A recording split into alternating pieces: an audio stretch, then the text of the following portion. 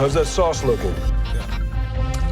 Okay. That is fantastic. Fantastic 4 came out, and I'm gonna give you a spoiler review of it, so, you know, spoilers ahead. Let's talk about the good things first. There's actually quite a lot of good things, so, you know, let's get into that. I like that the world's set in its own universe. Obviously, we've known that for a long time. I just want to get that off the way first. That means that it's not set by the boundaries that the MCU is already led by. They can do whatever they want, but that does lead into a little negative I have. Because of that fact, we jump into them 4 years after they've already been the Fantastic Four, and because of that, I feel like we've just missed the good shit. The first 20 minutes or so was peak fucking Fantastic Four, but I wanted more of that. That shit was so entertaining. I did like their first mission as well, when they went up to space and find Galactus, and then they came back down and she gave birth. That was also really good stuff. But the first few bits of them showing what they've been up to, that was really fun, and I liked that. I want to see that movie. This feels more like something to lead up to. Felt like it needed more time to actually have these characters, know these characters, before you have this big doomsday event, end of the world event. We need to show these characters really griping the fact, can they really let the world burn because they want to save their kid? I feel like we haven't had enough time with those characters in the first 20 minutes to really get that feeling. But that is no shade on the actors. The actors did a really good job at portraying their characters. I especially like Ben Grimm and Johnny's relationship with each other. It felt that they were bickering all the time like friends would, but when it came down to it, they were there for each other and they helped each other out. I liked their relationship and the way the actors portrayed them. And I especially just liked the world that they were in as well. The fact that they were famous people that were on the news and everyone basically just worshipped them because they were the only superheroes. That feels like something that the most superhero movies are missing. The Marvel movies are so set in the real world, you forget sometimes that these are fucking superheroes. This feels like a superhero team. This feels like what the world would be like with superheroes. But with the MCU, it doesn't really feel, it feels too real with also superheroes sprinkled in. I want the world to feel comic booky, and I like that fact about this film. I like that Mole Man was in it. He was a great character in this, and I like that he had just a massive city underground, and that was just accepted. It felt like a comic book movie. Now, I was surprised that Herbie was in it so much. You know, the little robot boy? And I know for a fact that's great for merch. That's gonna sell so many Herbie toys. And Galactus himself, now that guy was fucking good. That was good. That was good shit. Best Galactus we've ever seen. Better than that Cloud. He felt threatening. He felt unstoppable when they first met him. They looked up at him and it just felt like it was a being that they'd never seen before and they would never be able to beat.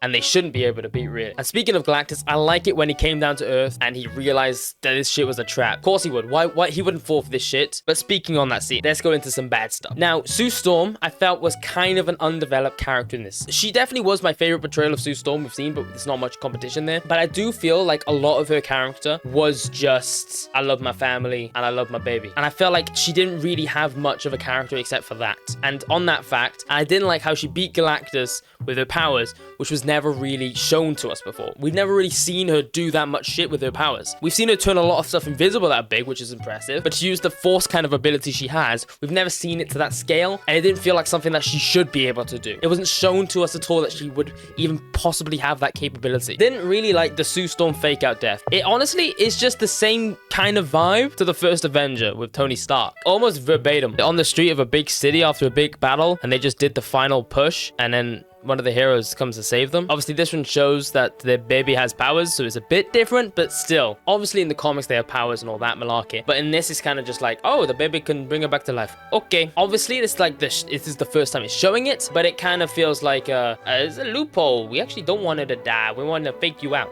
Just a little bit. Just a little bit more. Now, Galactus. He was in this big boy ship. They went billions of light years to go find this ship, and then they went billions of light years to get back. This didn't take too long for them. It took them a month to go there and to come back. Galactus, with his big boy ship that goes around and eat planets, got to fucking like Mercury or Venus or something, and then took him a week to get to Earth. Now, if we assume that their solar system is very, very similar to ours, seeing as it has the same planets, what the fuck did that take him so long? It took him super quick to get to our solar system, and then a week to get to Earth? Like, bro, I get the solar system's big, but in the grand scheme of space and how long it took you to get here, why did it take you so long? I guess maybe he was just like doing a little tease. Like maybe he was like, I hope they'll give us the baby so I don't have to eat the planet.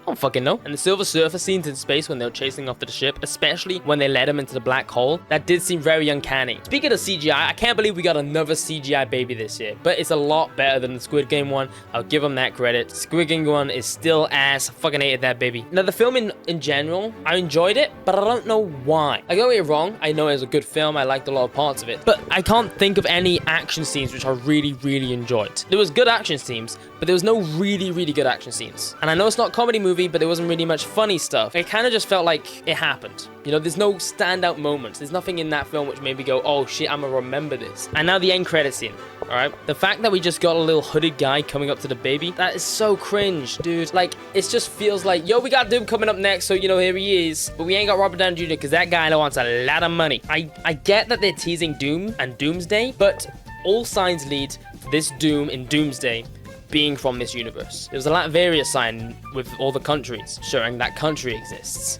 And maybe there's some other stuff. I wasn't new Rockstars, I ain't looking that deep. But throughout the entirety of the film, there was no mention of him. There was no mention of how Dr. Doom's a little bitch or anything like that by Reed Richards. There's no relationship already existing before the big Avengers film, the big team-up film where the end of the world's gonna happen. There was nothing of that. And because of that fact, I'm now gonna go outside of just the film and talking about the entirety of the MCU. I was trying to do that for the first bit of just talking about this film and not the entirety of the future of these films. I don't think this film did a very good job of leading into Doomsday. Now, of course, I didn't want it to just be a film that leads into another film that you felt unsatisfied by the end of it. I fucking hate that. But this film didn't hype me up for the next film. There was no part of this that really leads into the next film except for a little post-credit scene that they did last minute with a hooded guy with a mask in his hand. The next Avengers film, Doomsday, has so much heavy lifting to do because there's nothing leading up to it. So supposedly, from what we know, from what we can assume, there's gonna be a Doomsday film and a Secret Wars film with Dr. Doom and doing whatever to the multiverse and fucking love leading into Secret Wars. Something like that. And he's played by Robert Downey Jr. for some reason. So currently, as a viewer, this is gonna come out of nowhere. This 2 or 3 hour film has to do so much with so many characters because it's gonna have a bunch of characters in it, and we already know it has a bunch of characters in it. It has all the Fantastic Four, it has all of the new Avengers, and it has the old X-Men. We know that for a fact. And all of that, as well as introducing the main bad guy for the 2 movies, Dr. Doom, and making him feel threatening, and making him feel like a mainstay and an impactful character. It feels like so much for the film to have to do. It makes me worried about the film and how much they can actually do that.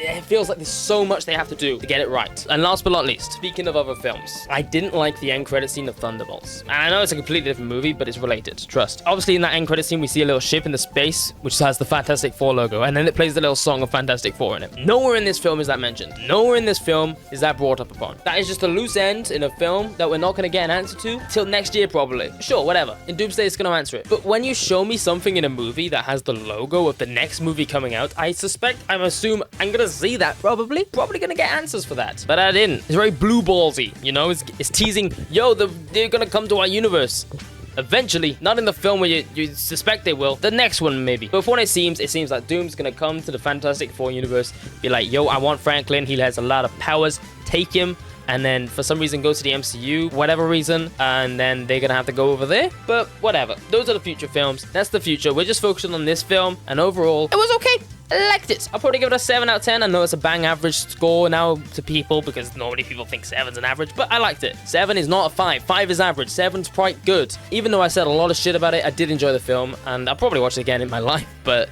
I don't think I'll go back to the cinema to see it. I did like Superman though. I recommend that film. Not the shit on Fantastic Four, but Superman was good. I would like that one. Yeah, good movie. Subscribe.